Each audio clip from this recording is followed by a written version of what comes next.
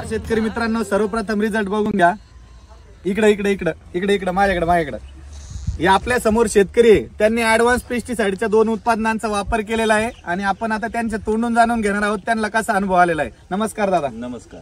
बरेच शेतकरी इथं पीक पाहणी कार्यक्रमाला उपस्थित झालेले आहे आणि या पीक पाहणी कार्यक्रमामध्ये ऍडव्हान्स पेस्टिसाइडच्या काजू आणि न्यू पोटॅश या दोन्ही प्रोडक्टचा आपण एकत्रित या ठिकाणी डेमो दिलेला होता. डेमो दिल्यानंतर शेतकऱ्यांना काय अनुभव येतोय ते त्यांच्याकडे जाणून घेऊया. नमस्कार दादा, काय अनुभव वाटतोय तुम्हाला या ठिकाणी? आपण या ठिकाणी 8 सऱ्या आपल्या याच्यातून काजू आणि त्याला जोडी एक बुरशीनाशक घेतलं होतं. तर इथं एकदम खराब झालेलं होतं, पिवळं व्हायला होतं प्लॉट. तर एकदम रिझल्ट हिरवगार झालं, पानं पण त्याचे फुलले, एकदम व्यवस्थित रिझल्ट आला. रिझल्ट वाटतंय की नाही तुम्हाला? एक नंबर. बरं, बाकी शेतकऱ्यांना विचारू, त्यांच्याकडे घ्या. तुम्ही सांगा तुम्हाला काय वाटतंय? रिझल्ट आलाय की? आपण एवढ्या ठिकाणी डेमो वापरलाय, अजून कोणी सांगू इच्छित का?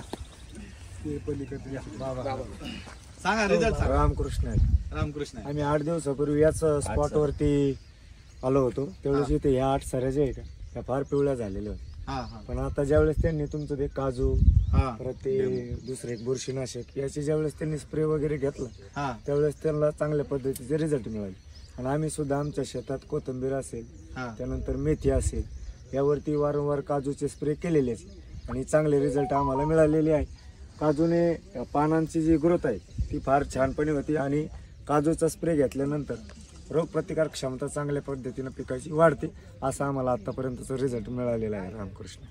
महाराजांनी आपल्याला एकदम छान माहिती दिलेली आहे. शेतकरी मित्रांनो, रिझल्ट पण तुमच्या समोर आहे. अद्रकीचे पानं एकदम रुंद झालेले आहे. हे बघा, आता तुम्ही कुठलंही पान जर बघितलं तर आपल्याला त्याच्यात पीळ वगैरे दिसणार नाही.